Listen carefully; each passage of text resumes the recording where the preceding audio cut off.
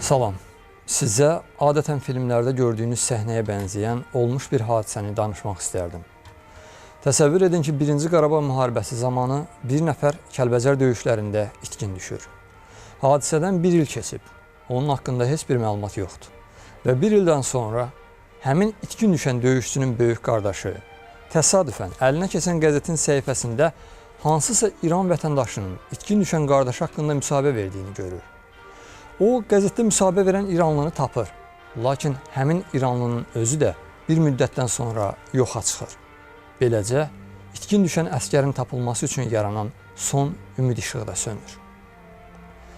Nəzərinizə çatdırım ki, bu hadisə 1995-ci ildə baş verib. 30 il keçib. 30 il. 30 ildən sonra gözü yolda qalan itkin ailəsinin yenidən ümid çırağı yanıb. Belə ki, 30 ildən sonra həmin itkin düşən əskərin döyüşdüyü və son dəfə görüldüyü ərazi müəyyən olunub.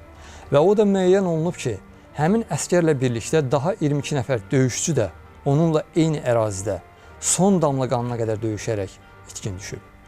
Beləliklə, biz 30 ildir gözü yolda qalan ailələrə az da olsa təsəlli olmaq üçün itkin düşən 23 döyüşçünün həm əyani, həm də qiyabi axtarışına çıxırıq. Gördüyünüz bu ərazi Kəlbəcərin Qızılqaya adlanan yüksəkliyidir.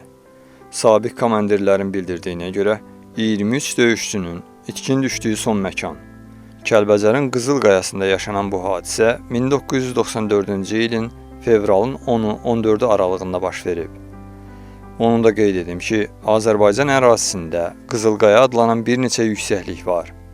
Bildiyim qədəri, onlardan biri Quba rayonu ərazisində, eyni adlı başqa bir ərazi isə Xocavənd rayonu ərazisindədir.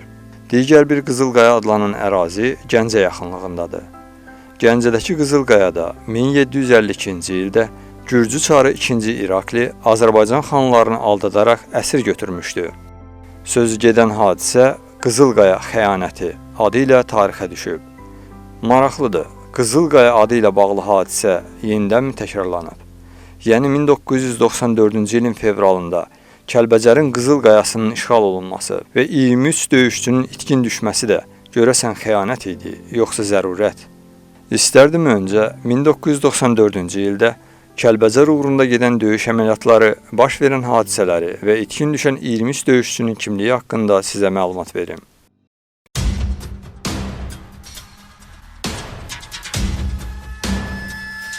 Bir qədər əvvələ qaydaq. Kəlbəcər rayonu 1993-cü ilin aprelin 2-sində Ermənistan silahlı qüvvələri tərəfindən işğal olundu.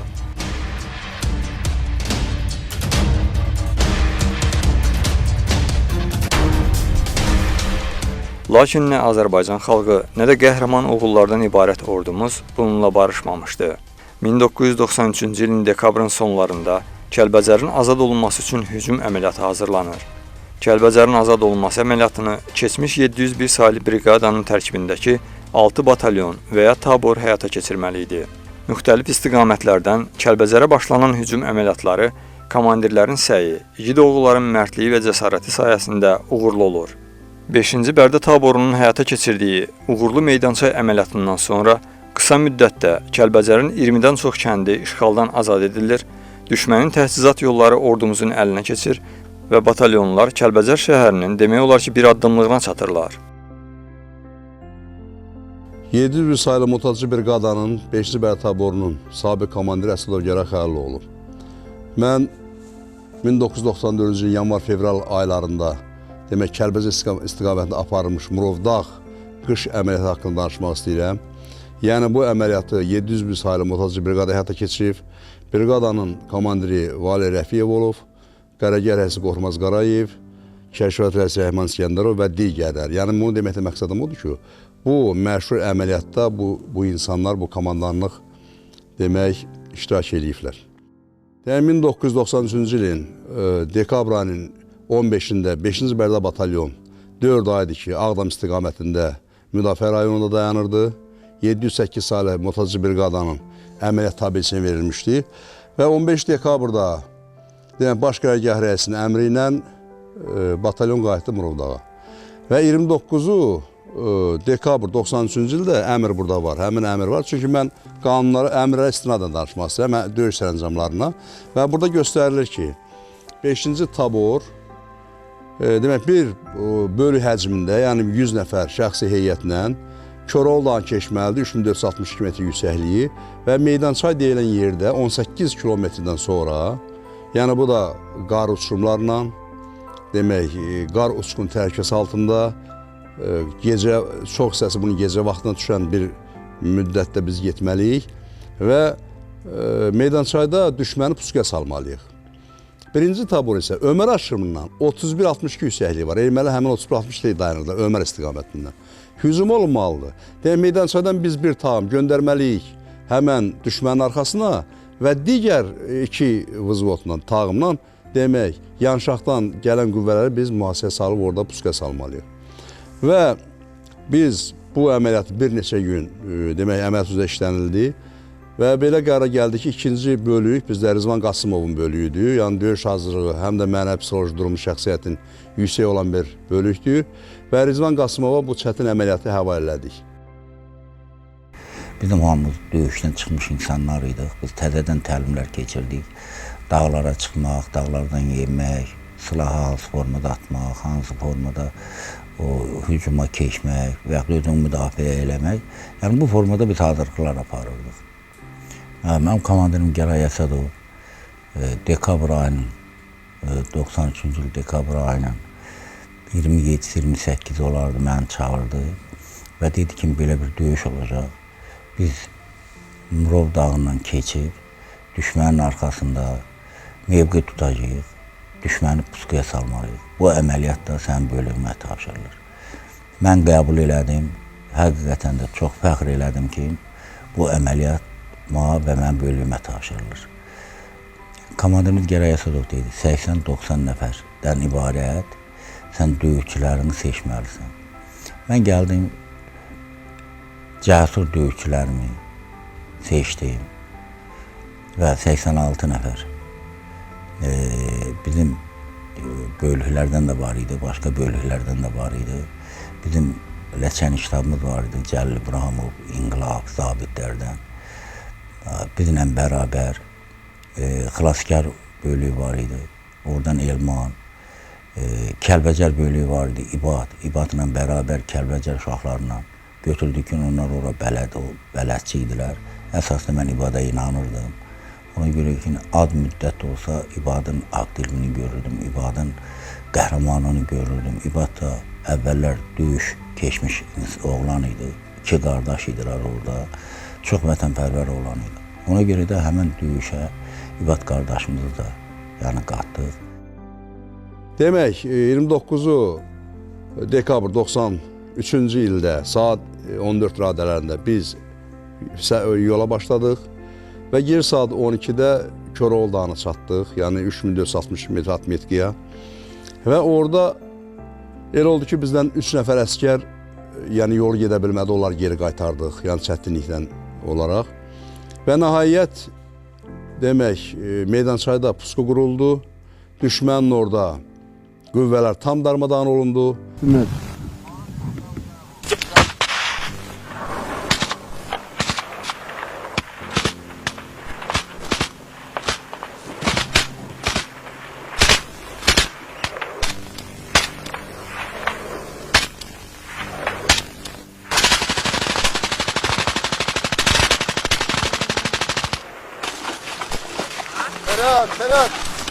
Bizdən bir nəfər Aydınov Rəfi Telmanoğlu şəhid oldu, Kəlbəcərli və briqada 12 kilometr irəlilədi. Yəni bu dünya hərb tarixində nadir rast gəlinən əməliyyatlardan. Çünki 3462 metr səviyyəsində dünya hərb tarixində döyüş olmuyor. Yəni bu kəşfiyyat xarakterli bir əməliyyat idi, o da öz əksini tapır bu sərəncamda. Yəni bu yüksək peşəkarlığın yerinə yetirildi. Lakin bu əməliyyatda sonradan ordumuzun böyük itki ilə üzləşməsinə səbəb olacaq ümumi bir yanlış var idi. Əməliyyat qarlı şaxtalı qış aylarında çətin relyefə malik olan ərazilərdə və kəskin hava şəraitində keçirilirdi. Azərbaycan ordusunun təchizatı isə şəraitə uyğun deyildi. Nəticədə xarici havadarlarından aldığı dəstək sayəsində daha hazırlıqlı olan erməni hərbi birləşmələri yenidən həmin mövqeləri tutmağa müvəffəq oldular. 1994-cü ilin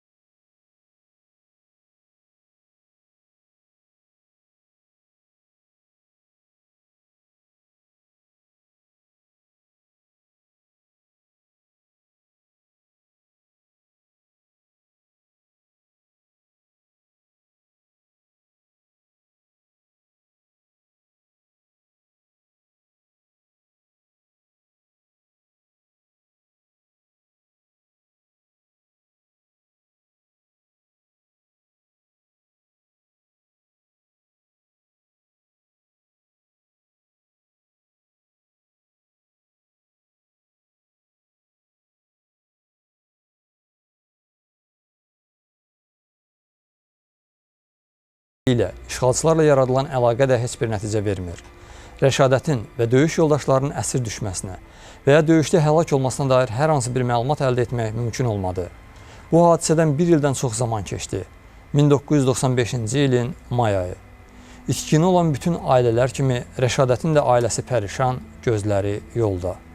Həmin zamanlarda bəlkə də yaradanın zərurətindən itkin düşən Rəşadətin böyük qardaşı əlinə keçən Azadlıq qəzetinin səhifələrini vərəqləyərkən erməni əsirliyində olmuş Məhəmmədəli Əmir İbrahim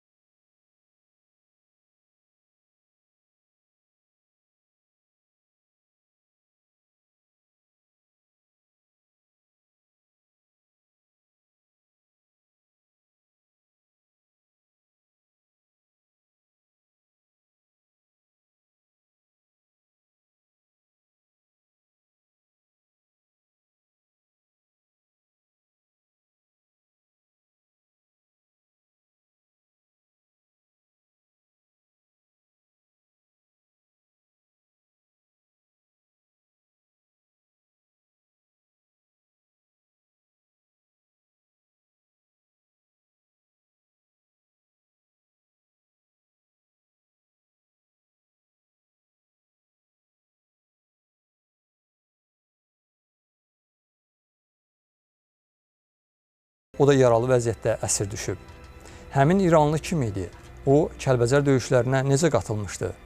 Erməni əsirliyində başına nələr gəldi və əsirlikdən sonraki taleyi necə oldu? Bu barədə zamanla ətraflı məlumat verəcəm.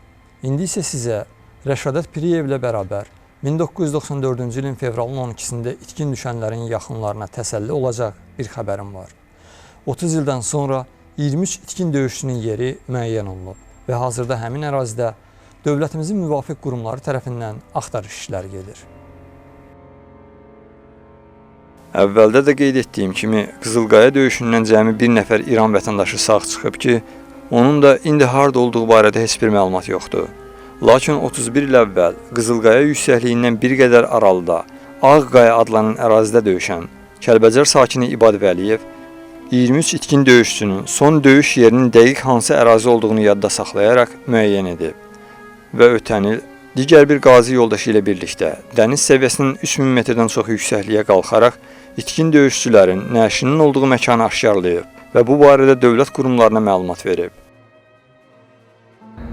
Bugün mən yenə 93-94-cü illərdə döyüşdüyümüz yerləri ziyarət edirəm. Görsənən yer Qızılqayadır. İndi mən yenə Qızılqayaya doğru hərəkət edirəm. O yoldaşlar bilir, mən təxminən bir ay bundan qabaq yazda gələndə letni paltarda gəlmişdim. Amma indi Murov yenə öz amansız havası ilə bizi qalın geyindirib. Məni bu günləri müşahidə edən 1-ci Qarabağ müharibəsinin qazisi Ənvər qardaşımızdır. Allah ona can sağlığı versin. İndi biz hərəkət edirik yenə həmin yerlərə baxmağa, orada o şəhidlərimizin qanı tökülən yerləri, şəhidlərimizin ayaq izlərini. İndi hərəkət edirik, görək orada nəsə əldə eləmək.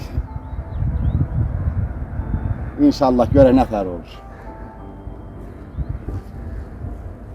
93-94-cü ildə o 23 yaşım, 24 yaşım olan vaxtıdır. Burada güclü əməliyyatımız olmuşdu. Neçə burada qardaşlarımız şəhid olmuşdu, itkin düşübdü. Allah rəhmət eləsin. Yaralanıblar. Buraları gəlib görəndə xəyalımdan nələr keçiriş özümdə deyə bilmirəm ki, gəlib haralara çıxmışam. Yenə də Allah şəhidlərimizə rəhmət eləsin. Onların ayaqları dəydiyi yer, qanları töküldüyü yerlər. Həmin Qızılqayadır, bax. O boyda itki verdiyimiz Qızılqayadır. Allah bütün şəhidlərimizə rəhmət eləsin. Amin, amin. Məkanları cənnət. Sağ olun qardaş, sağ olun.